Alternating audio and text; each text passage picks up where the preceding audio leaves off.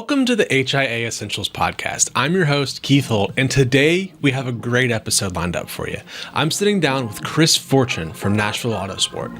Chris is not just any auto broker, he's a true car enthusiast and gearhead with a fascinating journey from his racing roots to running a successful auto brokerage and car dealership.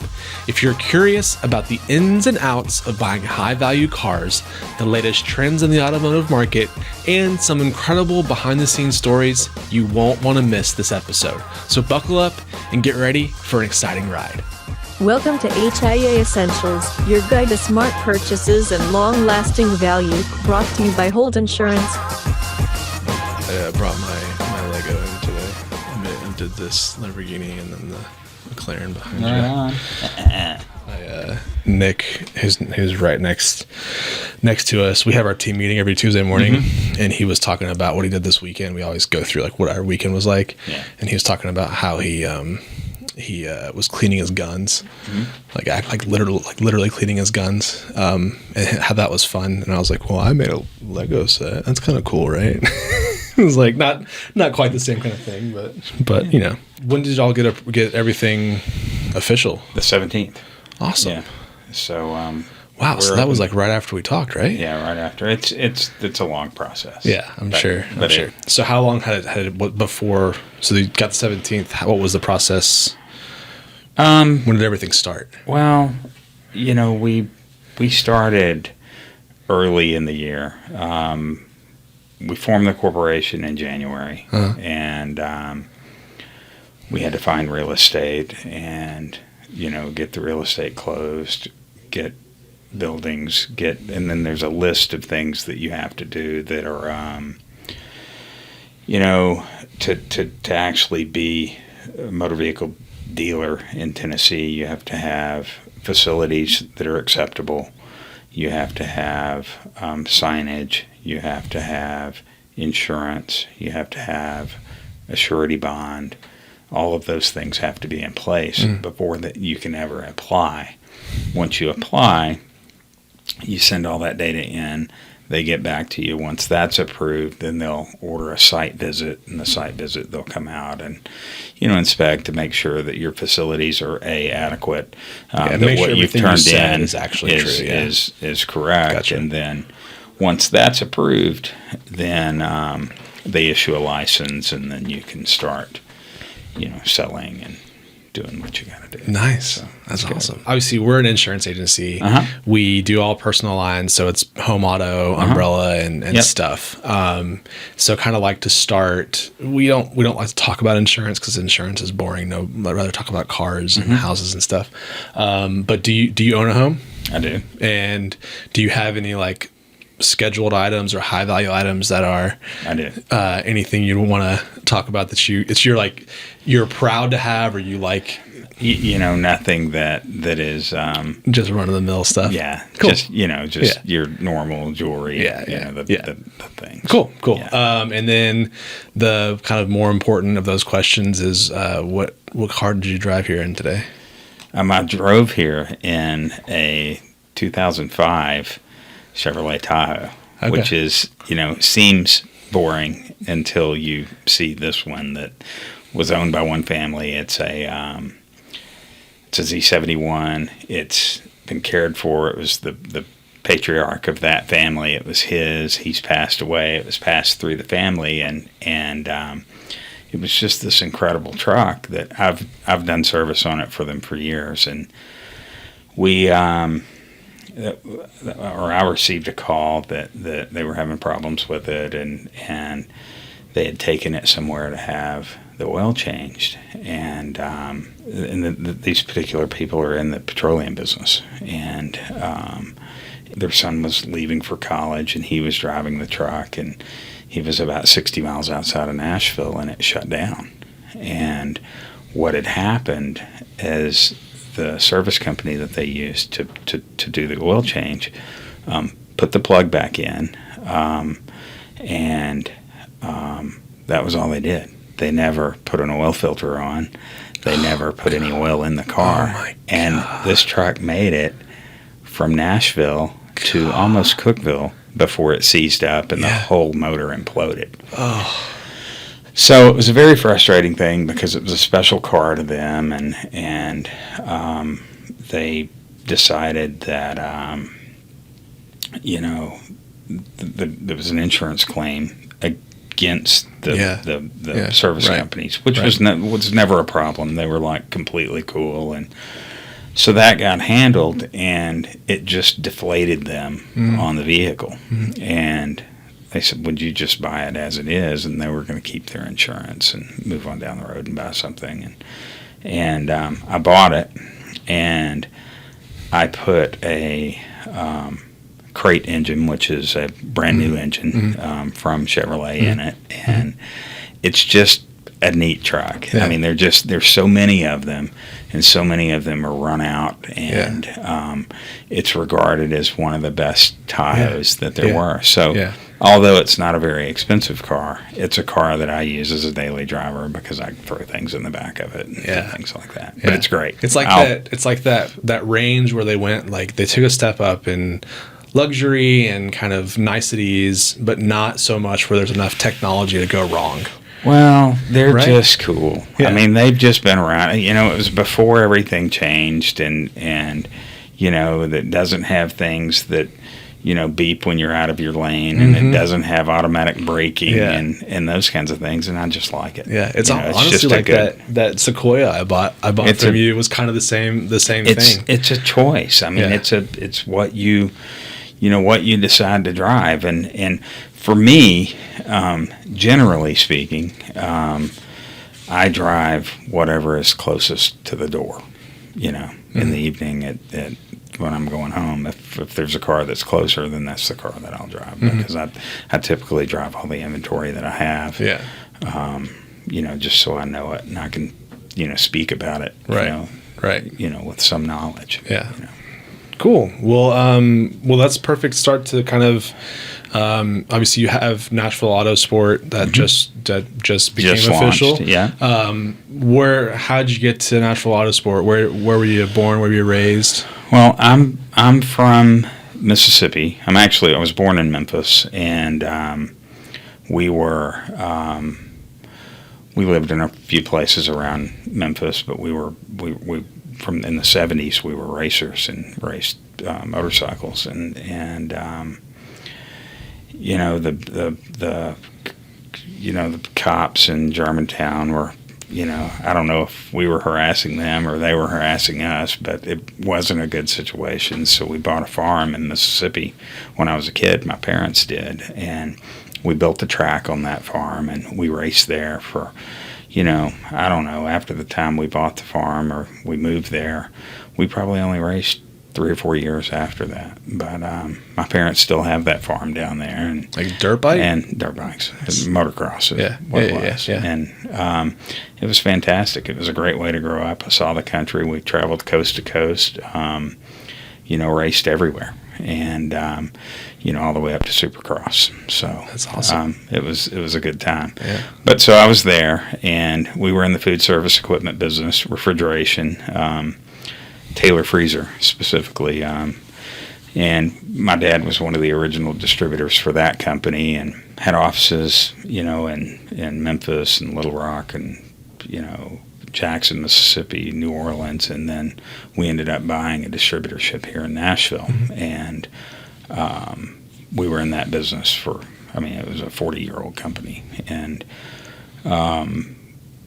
in 2010 we sold out everything. And I'm a car guy. I've been around cars my whole life, kind of a gearhead kind of guy. And just from my old business and just being around, I knew a lot of people. And you know, so, you know, my knowledge of cars, along with knowing a lot of people, and then knowing guys that were in the dealership business, what that did is you know, I knew guys, and I was able to get into the business without going through a new car dealership with, you know, where they have, you know, the junior sales guy, and then this guy, and this guy, and then the desk, and then all of these other things. And I just was able to enter at a high level and deal with, you know, people that are, you know, interesting and successful and that might be in in the entertainment business, or they might be in the sports business or that kind of thing. And that's kind of where I started, and that was at Music City Motorsports with Sean Petty in Brentwood. And then Sean scaled back. I moved on. I had some friends over at Global Motorsport, which, that was John Ginther and Larry Thorne and that group. I went to work with them. I was at the Belmead location there. I ran that office for them, and then I left and went out on my own. And what I was doing was just a private broker, so guys that I knew that were at a level that would not necessarily go in and enter a car dealership to buy a car. Some do, some don't. And the guys that don't want to do that are the guys that come to a guy like me, where I'll negotiate a purchase for them, handle transport. And that could be a car that could be it could be in Germany, or it could be in Canada, or it could be in, California, or maybe it's down the road in Brentwood,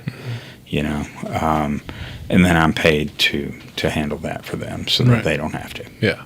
So. That's awesome. Yeah. So how did Nashville Autosport come about? My son is an engineer, and he was being moved with this giant construction company all over the country. He was doing these giant infrastructure jobs, and he just, he was from, Denver to Omaha to, Connecticut to Vegas, and he's a young guy. He's moving around a lot. He's a car guy as well, and he and I talked about it a lot as he was on the road, because he had a lot of time. He's away from family, and I got a call back in March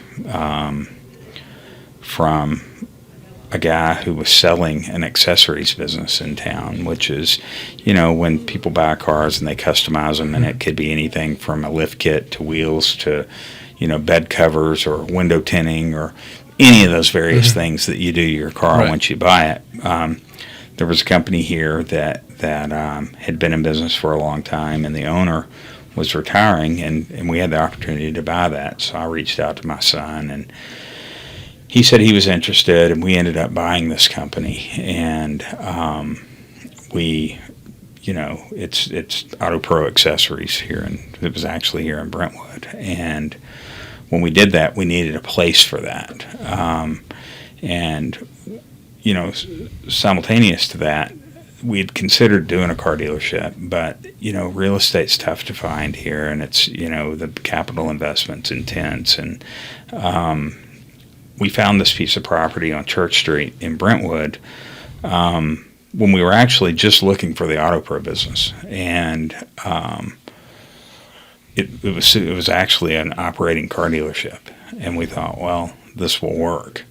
So we moved Auto Pro there first, and then started the process to get Nashville Autosport going over there. Nice. So that's awesome. Mm-hmm. Cool. So would you consider yourself an auto broker, or would you consider yourself a car dealership owner that auto brokers? It's funny. I have been an auto broker for many years now. I was billing through Belmead Auto Brokers in Nashville, and that group actually started Global Motorsports. And in that business, I was also almost exclusively a broker, although I did own some inventory. Someone may have a trade that, that one of my clients that is buying a new car may have a trade-in, and in some cases I would buy that car, or in some cases I would list that car for them on consignment. So technically, today I would be a car dealer. But I'm still operating in the same capacity that I was. Yeah. And you were saying there's certain rules in Tennessee where in order to be an auto broker, you have to have a dealership license? You have to have a salesman's license tied to one dealership. Okay. There are other areas of the country, different states, that will allow roaming brokers. So guys can be in the car business without a lot, without, the overhead and things. And what they do is they negotiate with dealers, much like I do. But they would do it, and they would just roam around to different dealerships. It's not that way in Tennessee. You have to be with one. And is that a stricter rule or a more lax rule in your opinion? Well, you're breaking the law if you. Well, I guess in your world, do you feel like because you have that sort of the backing of a dealership that you're more legitimate than you would be? Or is it just kind of it's the rules? No, and there's only a handful of guys that do what I do around Nashville. It's guys that typically have their own book of business. Clients that call them on everything that they need, whether it's a Bentley or a Toyota Corolla for some friend or something. So it's everything, and what I'm able to do and what I've been successful at doing is being able to find things across, everything. I mean, from a Toyota to a Ferrari or whatever. Right. Yeah. Cool. So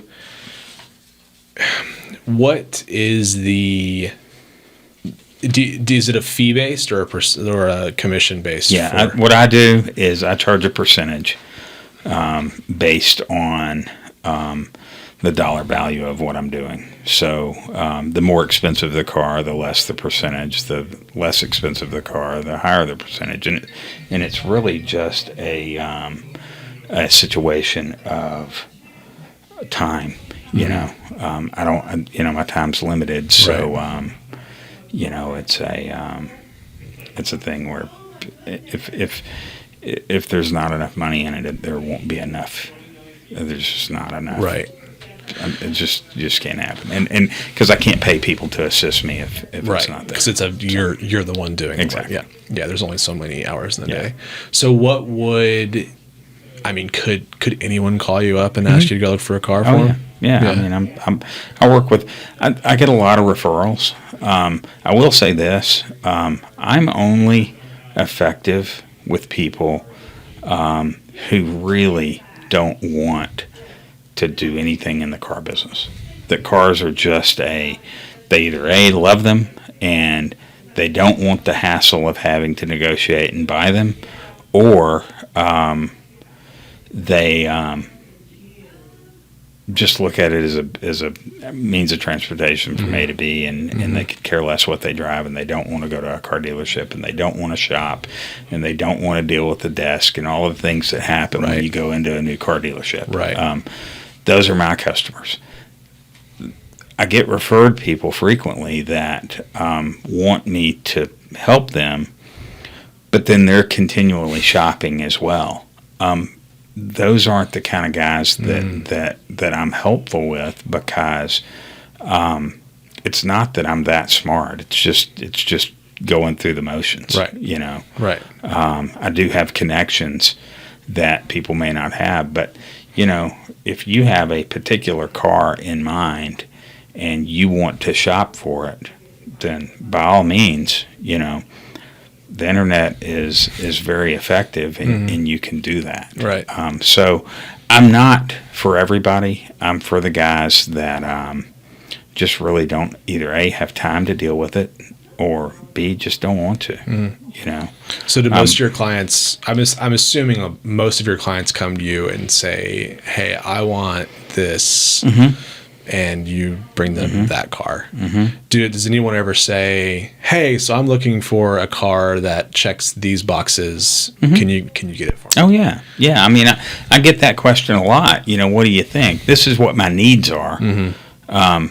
What do you recommend for those needs? And then I have cars that are go-tos because, I didn't know as a consumer buying a lot of cars, exactly the ins and outs of car dealerships. I didn't know that when I showed up at the Ford dealer or the Land Rover dealer or the whatever dealer that the guy that I was seeing for service was a commission sales guy, the service writer. I didn't know that.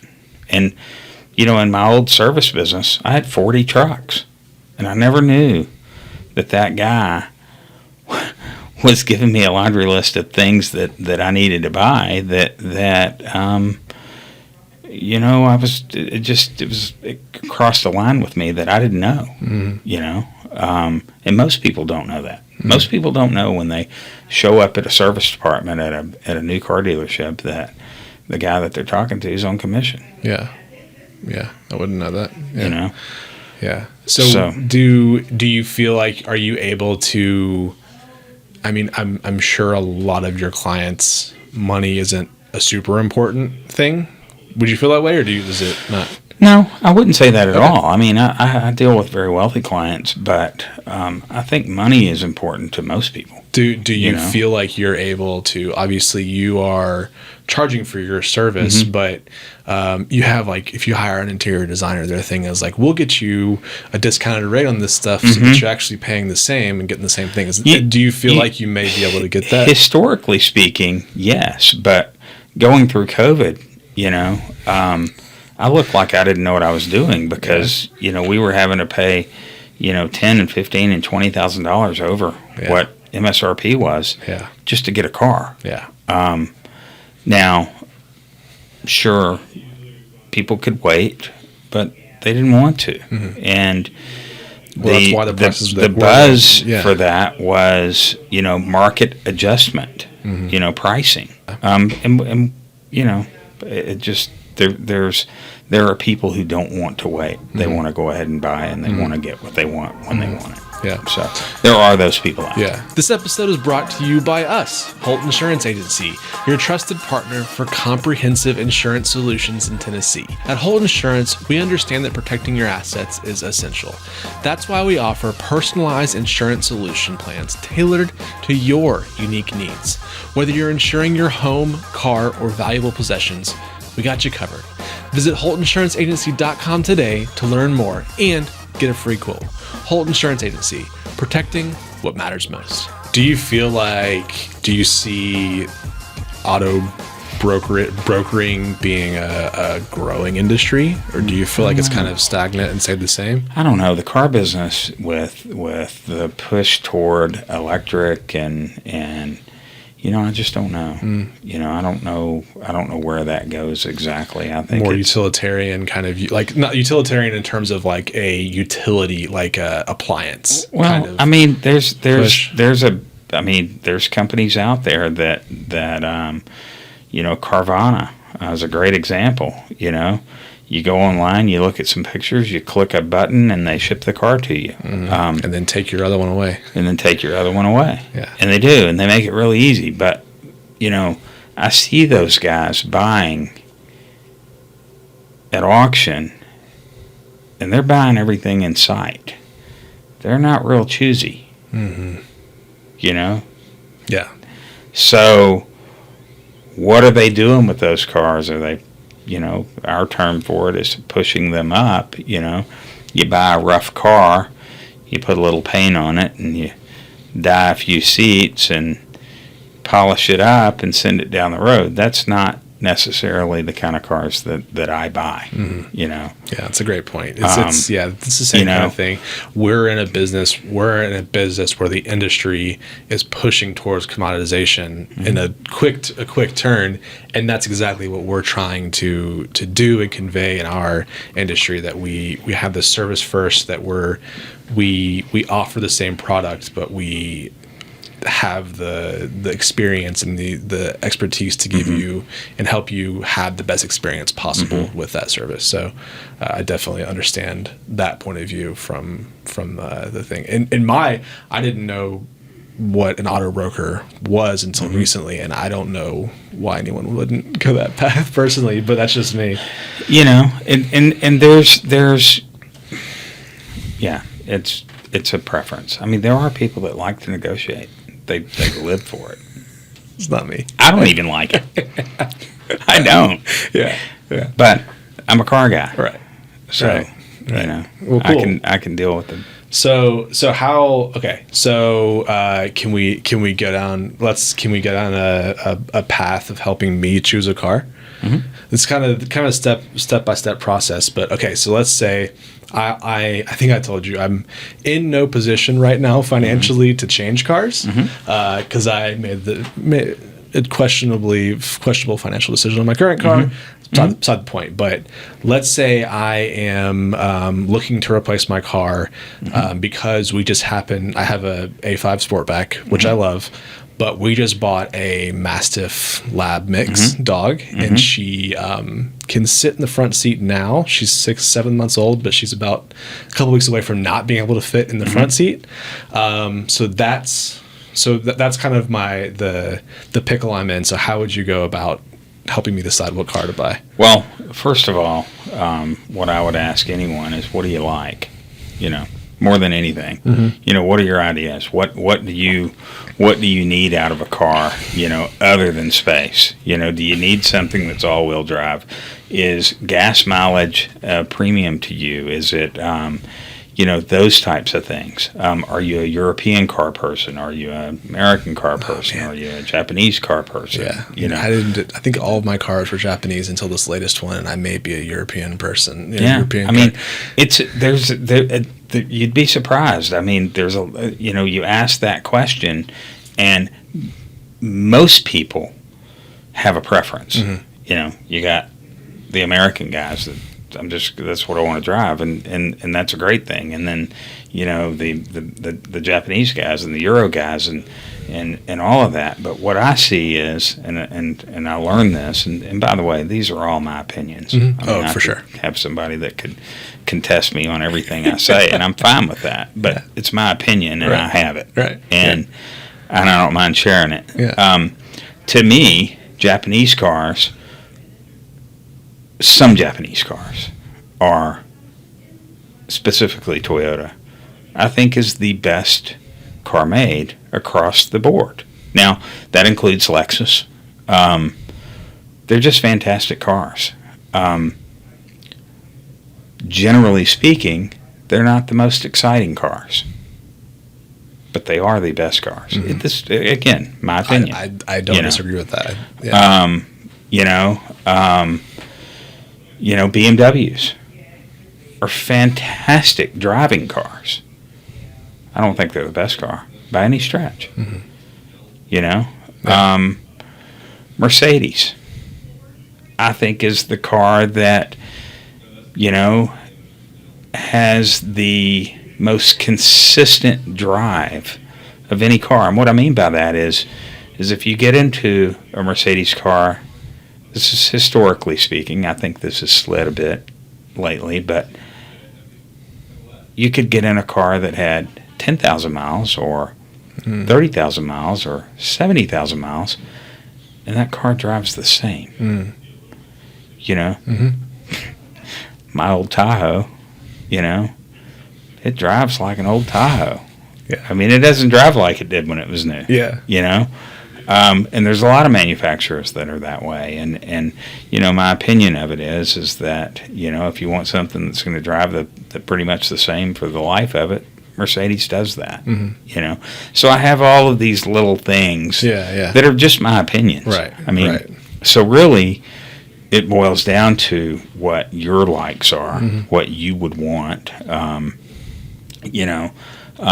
Some people prefer power over fuel economy.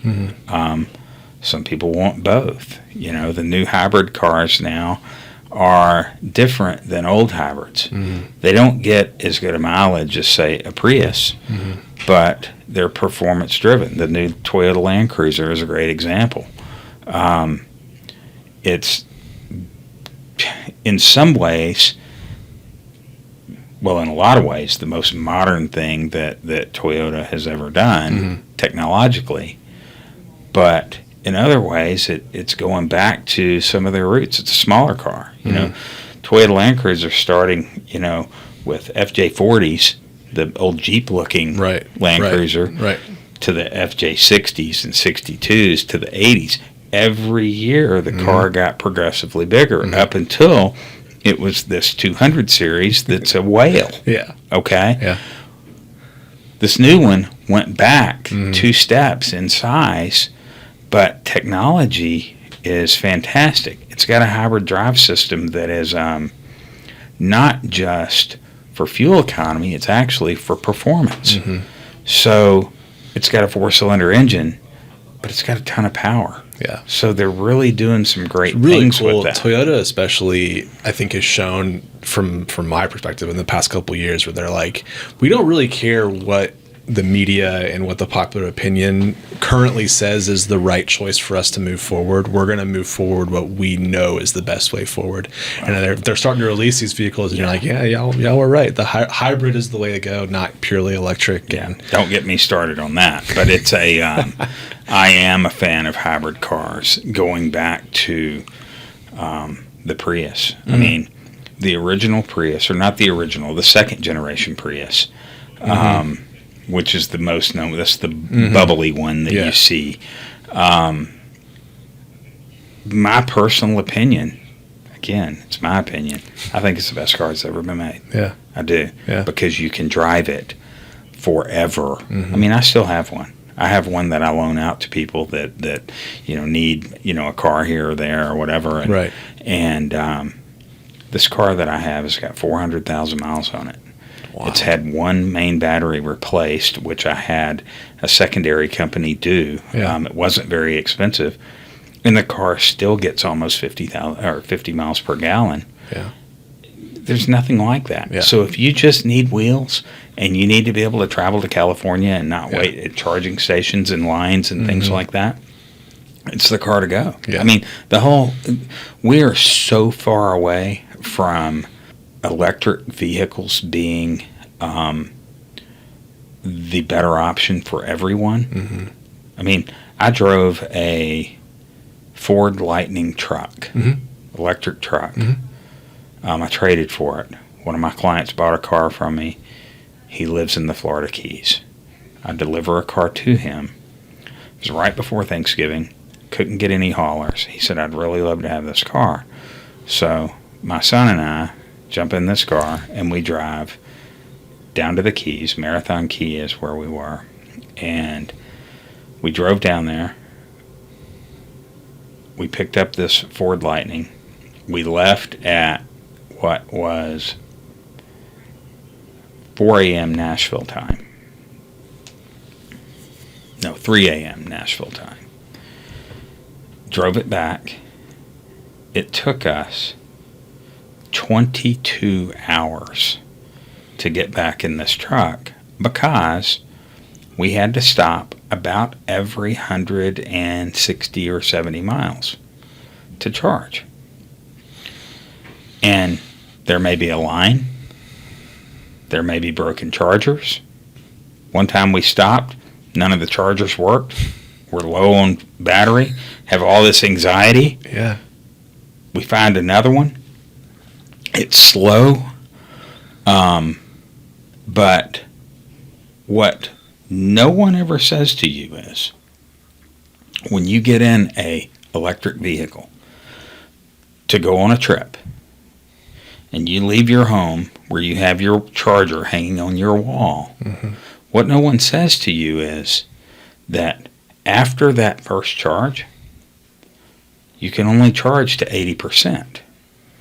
Because if you want 100%, at 80%, the charger steps down, okay? Slows down charging because they don't want people charging because they need them off the charger for the next guy.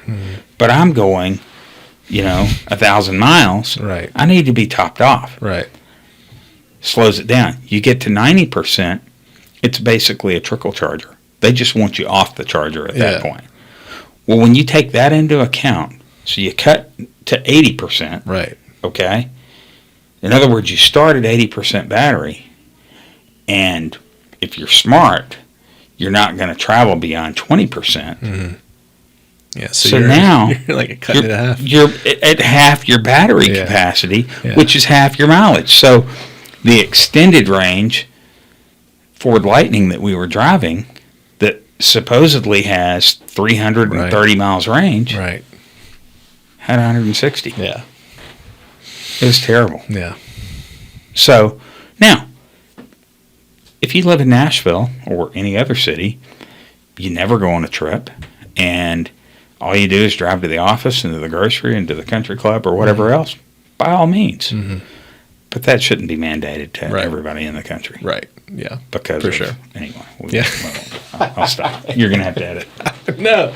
I totally agree. That's what happened. Is I was like, my son. First, I don't know how it happened, but he was just obsessed with Teslas. Mm-hmm. Every single Tesla we saw, he was Tesla. Mm-hmm. And so one night we were going over to Cool Springs Mall, and I was like, I don't want to go walk around the mall. I was like, let's just stop and test drive a Tesla. Mm-hmm. And so we did it, and he was just over the moon, just me and him. Mm-hmm. And so I was having to move out of the Sequoia, something else. I was wanting to go smaller. Didn't have a 100-pound dog yet. Mm-hmm. And I've just been doing this drive from Bellevue to Cool Springs every day in this big Sequoia. I was like, I feel like I'm wasting. I don't use this enough to have to afford this right now. So I wanted to go smaller. So I was looking at the Model 3 or Model Y. But then I like the look of the Audi. I test drove it, and I just had this like gut feeling of like the electric. If I'm looking to have a car for 4 to 5 years, who knows what technology is going to be like in 4 to 5 years when it comes to electric vehicles. Mm-hmm. Something could happen where this Tesla becomes basically worthless, and I wouldn't have any control over it. So I went with the Audi. But anyway, I had the same thought of like, okay, I think I'm going to go internal combustion because I think this is going to be better in the long run for what my needs are. Mm-hmm. But okay, so let's go back to me. I have a 140-pound dog, a family where my wife does not like falling into the seat of the A5. She complains every time she gets out of it. My kids are fine in the back seat, but it's kind of tight.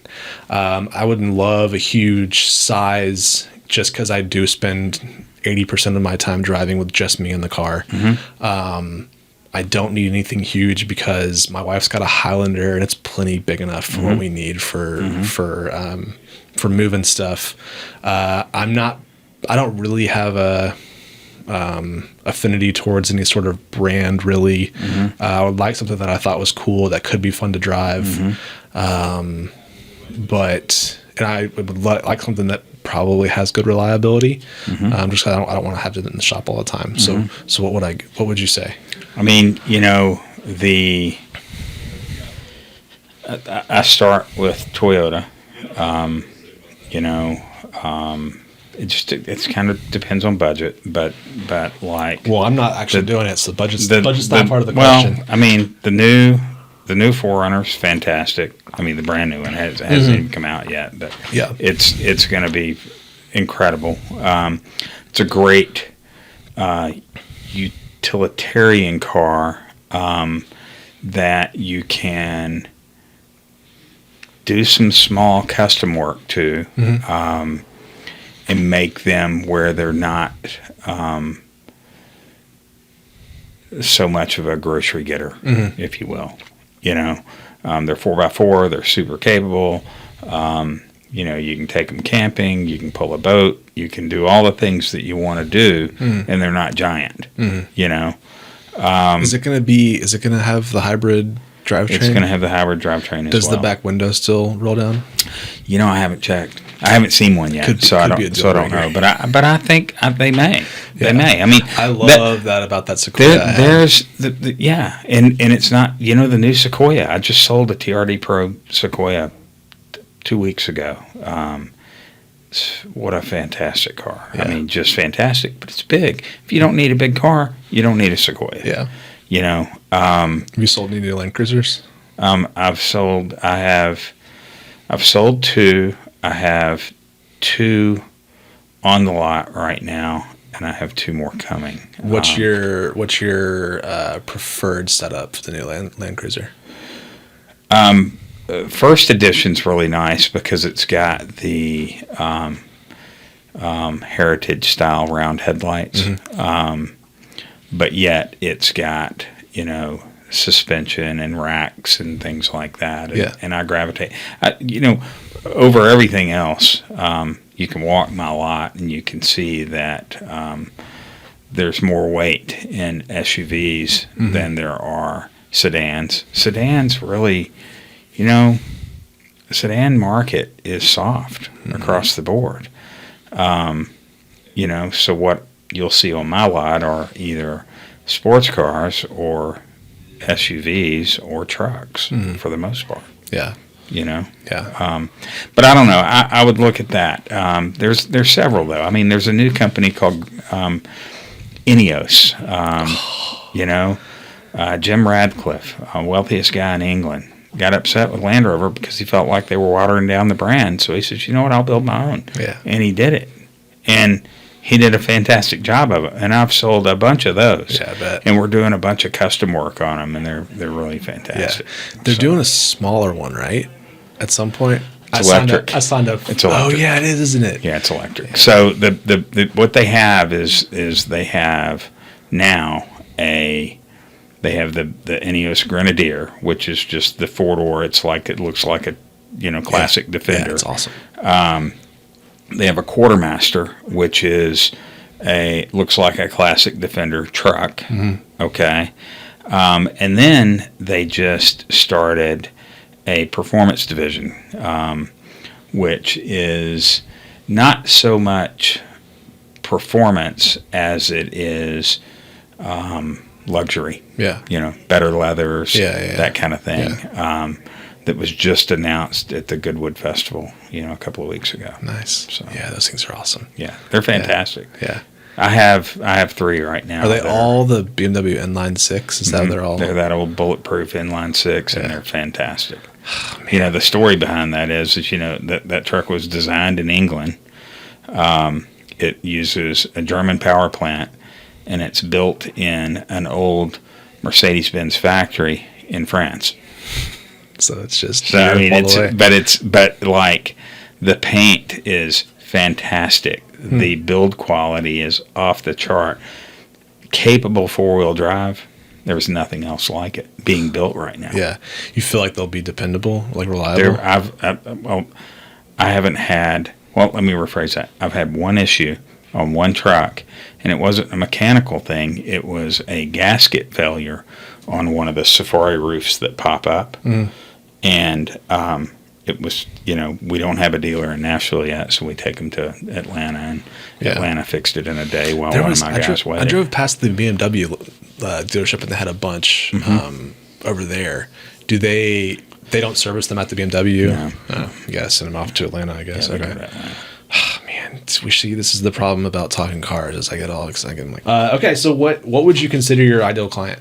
Guys that for me, the people that come to me are you know, clients who know what they want. They just don't want to go through the hassle of acquiring. I mean, that's for me, that's the easiest. But I've met a lot of great people. Yeah. I mean, I've met a lot of great people that do a lot of different things, and my way of doing business is a more personal thing, and I consider so many of my clients friends. Yeah. I mean, it's just and I sell them over and over and over. You know, I have one entertainer friend who just his orbit is 50 cars a year for me. Crazy. I mean, literally. Yeah. Because of his managers and his assistants and his, best friend's sister, and his, Right. I mean, crazy. so, and it happens like that with a lot of my clients. It's going to be better for me now because I've got more control. So I'll be more helpful now than Right. I've ever been. That's great. That's great. What's the coolest car you bought for somebody? Oh, it goes back to just preference. I mean, because I've done them all. Yeah. I mean, What were you most excited about? There's got to be one that pops to your head right off the bat. The Grenadiers. I was pretty excited when Yeah. I got those. Yeah. But I mean, I've done Ferraris. I'm not personally a Ferrari guy. Mm-hmm. They're fantastic, but they're really low and they're very finicky. Yeah. And and I've done Lamborghinis, and I've done the hottest Mercedes that you can come across, and every kind of Porsche imaginable. I mean, my sports car is, a 911. Yeah. A Porsche 911, I think, is one of the best cars made. It's not necessarily the fastest, although some are. Mm-hmm. It's just classic to me. Yeah. My brother had one when I was in high school, and I took it to prom, and, I just, That's awesome.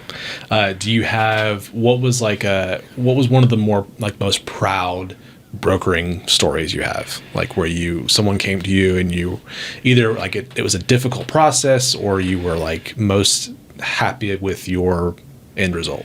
I'll tell you, and I won't tell you who it is, but I was working at Global Motorsports in Belmead, and I was in on a Sunday doing paperwork, and I see this guy walking down the line, and he thinks, nobody's there, and he's gonna come through and look, and I go out and I greet him, and I could just see him just go, oh, I can't believe there's somebody here. And so I talk to him, and we walk around and we look at some different things, and this guy's absolutely the furthest thing from a car guy. He just could care less. He doesn't care. I mean, he's driven the same car. Before I met him, he had driven the same car for almost 20 years. And, I sat down with him, and he said, look, I don't want a new car, but my family and friends are giving me a hard time over the car I'm driving, and I feel like I probably ought to go ahead and buy one. So, we went through a lot of different cars, some cars he wanted were, flashy, but he's like, I can't have a flashy car. I don't, it's not who I am. So, although he wanted them, I can't own that. So we went back and forth, and we settled on a car. Through this whole process, he wasn't really excited about it. And we settled on a car. I bought the car. I had it shipped in. I got it cleaned up for him. It was my first deal I'd ever done with him. And I took it over to his house, and he came out and he looked at it and he walked around it and he didn't say much. And I said, do you like it? And he goes, well, it doesn't have as much chrome as I would have expected. And I said, but I sent you pictures of it. He goes, yeah, but I never looked at any of those. So he kept that car, and he drove it for 7 years. Was never happy with it. Called me from Europe one time to see if I could put chrome wheels on it while he was on tour. And anyway, he has become, he's the guy that I tell you, from his orbit is where the majority of my business comes from. Yeah. From this one guy who doesn't like cars. Yeah. Did you look at pictures of him? Yeah. So he's fantastic, and I finally got him to trade that car last year, and he has the car that he originally wanted newer. Yeah. But What the is car, it? It's a Mercedes. Okay. Yeah.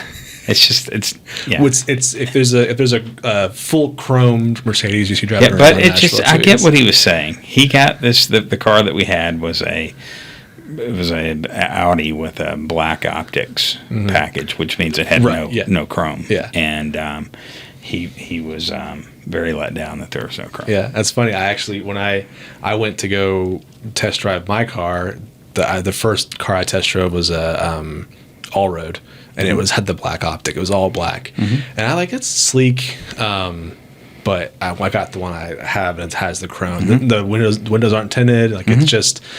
And I was like, I like this a lot more. This is he did. He drove it for a long time. Yeah. But yeah. Yeah. So there you go. All right. What are your 3 favorite cars you've ever owned? they would be Porsche 911s, and I don't really have a favorite. I love them all. But do you prefer the the non turbos and stuff, or do you I like more classic. Yeah. I like older air cooled cars. Mm-hmm. I love them. Mm-hmm. I've owned a number of those. So buses and bugs. Buses. I love those too. Yeah. I mean, I'm not a bus guy, Yeah. but I get it, and I get the thing. But the early 911s were all air cooled, and they were fantastic. And then newer 911s I love. The newest ones I'm not as much of a fan of. They're too fast. They're I mean, it sounds funny, but they are. They're too fast. You can't really do what they're designed to do because you're doing 180 miles an hour. Right. Yeah.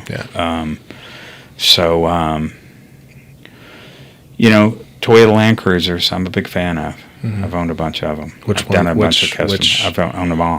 Which is your favorite? Historically speaking, 80 series was my favorite. Yeah. They're not real fast. They're million-mile engines.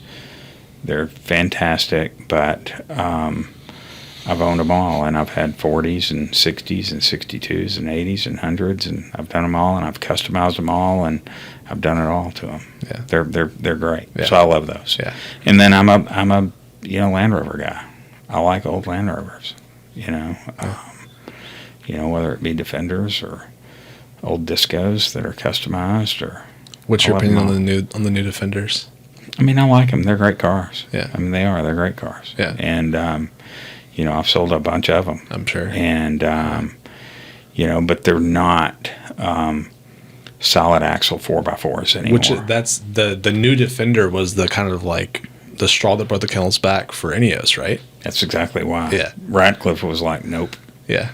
I'm going to build my own car company, and he did. Yeah. And the Ineos isn't for everybody. Right. It's a solid axle truck, and it's very utilitarian. Right. It's the steering's not great on them. But they are fantastic. Yeah. I mean, yeah. In every other way, and the steering, there are fixes for that as well. Well, what's the future for Nashville Autosport?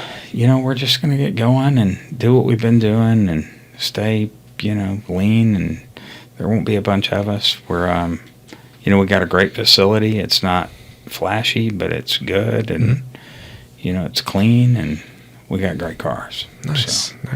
Well, anything else you wanted to kind of talk about? Any advice or tips you wanted to give? It's just reach out to me if you need anything. I can help. Yeah. And I do it all. I help guys with service and paint work and everything. Well, one thing I'd say, especially since you have the accessory business, is one thing we see a lot of, in which you may already do this, but when people do get custom racks or any sort of customization to lift kit, anything that they add to their vehicle that increases the vehicle's value, to make sure that that's being covered on their insurance. That's absolutely, and you know what? That's a great point, because I have a friend who did a bunch of work on a Bronco and crashed it, like one of the new Broncos. Yeah. And he lost like $20,000. Yeah, because you have about $1,000 on most policies for customization, and you can schedule those things and add them on. So that's one thing that I would advise on. So well, awesome. I really appreciate you chatting, and I look forward to seeing more of Nashville Autosport. All right. Awesome. Thank you a lot. Thanks, Chris. Right. Thanks. Yeah. Cool. Thank you for tuning in to this episode of HIA Essentials. I hope you enjoyed my conversation with Chris Fortune from Nashville Autosport. And if you found the episode valuable, please subscribe to our podcast, leave us a review, and share it with your friends and family. And for more insights and tips on making smart purchases and maintaining their long-lasting value, visit our blog at holtinsuranceagency.com or watch more videos here on YouTube. Remember, at HIA Essentials, we're here to help you make informed decisions every step of the way. Till next time.